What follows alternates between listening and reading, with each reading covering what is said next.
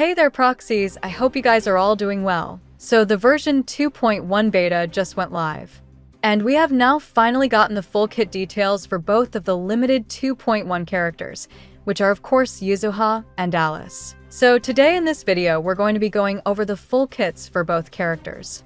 And along with this, we'll also be going over some news related to both characters getting new character skins alongside their release as well. But before we begin, let me just give you guys a quick disclaimer that all of the information presented in this video is very early beta info, and will likely be subject to change in the future. With that out of the way, let's begin without wasting any more of your time. First, let's go over YUZUHA's kit, starting with her basic attacks. First is the tap version of her basic attack, which just deals 5 hits of physical damage. However, where things get interesting is the hold version of the basic attack, where holding the basic attack button will make YUZUHA enter a defensive stance for 1.5 seconds.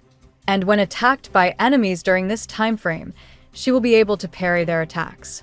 And when YUZUHA successfully parries an attack, she recovers 1 charge point. Additionally, while in the defensive stance, YUZUHA's Tanuki companion will assist her in attacking enemies, dealing physical damage. These charge points come into play with YUZUHA's second basic attack called Candy Shot, where after continuous umbrella spinning attacks, YUZUHA then fires a powerful projectile, dealing physical damage. Additionally, when YUZUHA has charge points and other characters hit enemies, YUZUHA will then consume 1 charge point and launch the projectile attack at enemies from off-field. These projectile attacks are considered aftershocks and can be triggered once every 4 seconds. YUZUHA also has 2 other forms of basic attacks named Candy Splash and Super Candy Splash respectively. First is Candy Splash, which states that when enemies are under the Candy Fright state, they will receive Candy Splash attacks once every second. The anomaly buildup accumulated by these Candy Splash attacks does not count towards anomaly damage calculations, and the Candy Splash attacks themselves have a 50% increased anomaly buildup rate. Then there is Super Candy Splash, which states that when enemies are under the Candy Fright state, when hit by basic attack Candy Shot or assist follow-up, they will receive 1 Super Candy Splash attack. This move will have the same anomaly buildup properties as the regular Candy Splash attack. Next is YUZUHA's skill or special attack. YUZUHA's charged special attack makes her throw a bomb at the enemy, dealing physical damage. Furthermore, when landing a critical hit on an enemy, it inflicts the Candy Fright status for 30 seconds. This duration can be refreshed when re-triggered. After YUZUHA activates this ability, she recovers 2 charge points. And additionally, when this move hits an enemy, it also triggers a quick assist. As for the Candy Fright status inflicted by this ability, it states that when enemies are under the Candy Fright status are attacked by characters with the same attribute as themselves, they will become assimilated, which causes both Candy Splash and Super Candy Splash to be converted to that character's attribute. Furthermore, when an enemy's Candy Fright status is re-triggered, the original assimilated status will be removed, and the enemy can then be assimilated again. Moving over to the chain attack and ultimate, YUZUHA's chain attack deals massive physical damage, and when activated, she also recovers 3 charge points, while the ultimate launches a powerful strike against enemies in a large area, dealing large amounts of physical damage. The ultimate also has other properties when activated, such as being able to inflict the Candy Fright status on enemies when landing a critical hit,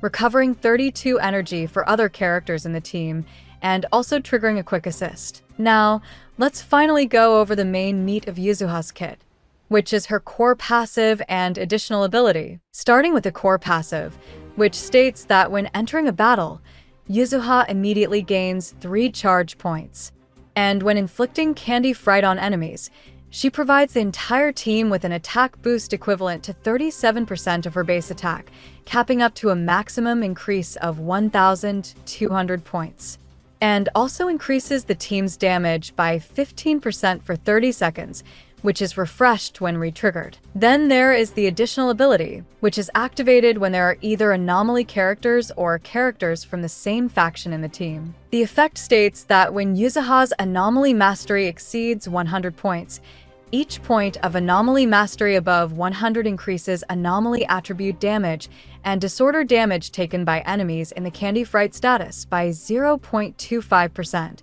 capping up to a maximum increase of 25%. Next up, let's now move over to the kit for the other 2.1 character Alice, starting with her basic attacks. First is Basic Attack Tap, which deals 5 hits of physical damage. After applying the Assault effect, the next basic attack becomes enhanced. Then there is Basic Attack Hold. Alice retreats and performs a slash forward, dealing physical damage and recovering a bit of sword energy. When timed right after triggering a perfect dodge, this can be chained into her 5th basic attack. Triggering a perfect dodge also recovers small amounts of sword energy for Alice. Next is Alice's special attack. Her charged special attack charges up and does a thrust attack piercing through enemies, dealing massive physical damage, restoring 1 bar of sword energy and chains into the 5th basic attack. Then there's Special Attack Hold, where holding this move lets Alice launch multiple slashes towards enemies based on how much sword energy is used, consuming up to 3 bars for maximum slashes. Fully charged slashes can also be chained into the 5th basic attack. Next is the Chain Attack and Ultimate. Chain Attack unleashes multiple slashes against enemies, dealing massive physical damage. Ultimate launches powerful slashes against enemies in a large area, dealing massive physical damage. And finally, there is Alice's Core Passive and Additional Ability. Core Passive. When Alice deals damage, she applies a mark on targets. The higher her crit rate, the faster the mark builds, up to a 100% bonus. Once her mark is full, her crits consume the marks to apply Assault, dealing 35% of the original damage and restoring 1 bar of sword energy, up to 2 stacks. And for every bar of sword energy, Alice gains 20% damage, up to 60%. When she reaches full energy, the buff lasts for 12 seconds even after energy drops. Additional ability, when there is another anomaly or support unit present in the team.